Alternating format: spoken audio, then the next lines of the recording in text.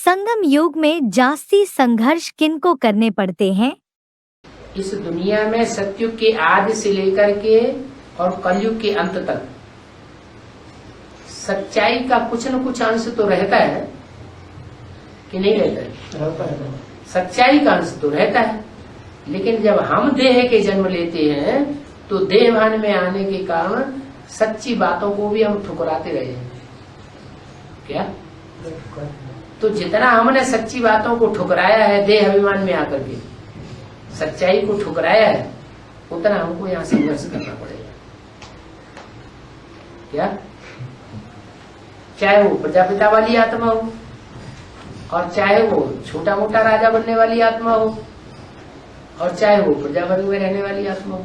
आज बाबा जितना हम ज्ञान सुनाने के लिए जाते हैं वो जो हमको ठुकराते हैं, हाँ, तो हमारा हिसाब किताब जो हिसाब किताब पूरा होगा उसके बाद फिर हमारा नाम। जब राजा बने थे तो राजाओं ने मनमानी नहीं की थी, राजाएं मनमानी करते थे ना, अपनी चलाते थे ना। कोई भले सच्ची बात भी कहे तो अहंकार में आकर के अपनी बात को ऊपर रखना और उनकी बात को नीचे गिरा देना और उनको दंड दे देना, ऐसे किया ना। तो अभी हिसाब किताब को कब पूरा होगा? अभी तो सच्चा बाप आया हुआ है, लेकिन उसकी ये शर्त है कि आत्माभिमानी बनो। तो जितना जितना हम आत्माभिमानी बनते जाते हैं, जितना जितना हम बाप को याद करते हैं, उतना उतना जल्दी रील घूमती है। जब रील 63 जन्मों की जल्दी घूमेगी तो हमारे सामने जो किए हुए पाप कर्म है वो जल्दी जल्दी सामने आवेंगे, और जल्दी जल्दी सामने आवेंगे तो हम मुकाबला करेंगे। तो घबराना नहीं चाहिए। कभी भी सेवा में दिलशिकस्त नहीं होना, क्योंकि अविनाशी बाप का अविनाशी कार्य है। सफलता भी अविनाशी होनी ही है। सेवा का फल न निकले यह हो नहीं सकता। कोई उसी समय निकलता है, कोई थोड़ा समय के बाद।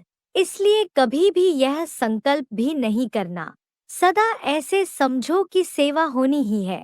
अव्यक्त वाणी तारीख 9 मार्च 1984 पृष्ठ 2 मध्यांत। बड़ा का होना अति दुख पाओना। जितना बड़ा नंबर होगा माला में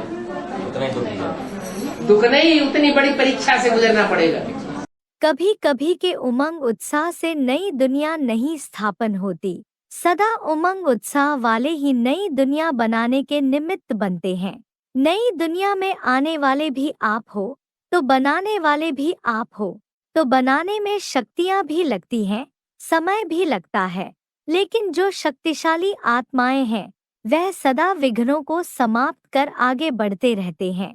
अव्यक्त वाणी तारीख 8 जनवरी 1986 पृष्ठ 146 आदि। जब ज्ञान मार्ग आगे जाता है तो ज्ञान मार्ग में जो अव्वल नंबर अधीन है, अव्वल नंबर धर्म है, उस धर्म में आने वालों की परीक्षा सबसे पहले होगी। घबराना नहीं है। अगर तूफान को तूफान समझा तो हलचल होगी, तोहफा समझा व अनुभव किया तो उल्लास और हिम्मत अधिक बढ़ेगी। यह है चढ़ती कला की निशानी। घबराने के बजाय गहराई में जाकर अनुभव के नए नए रत्न इन परीक्षाओं के सागर से प्राप्त करेंगे। अव्यक्त वाणी तारीख 15 अप्रैल 1974 पृष्ठ 1 आदि। सूर्यवंशी की परीक्षा पहले होगी, उसमें भी जो फाउंडर है उनके पहले होगी। बिल्कुल। तो जो जितना पढ़ाई पढ़ने वाला हम सब विद्यार्थी उसी परीक्षा भी करी होगी।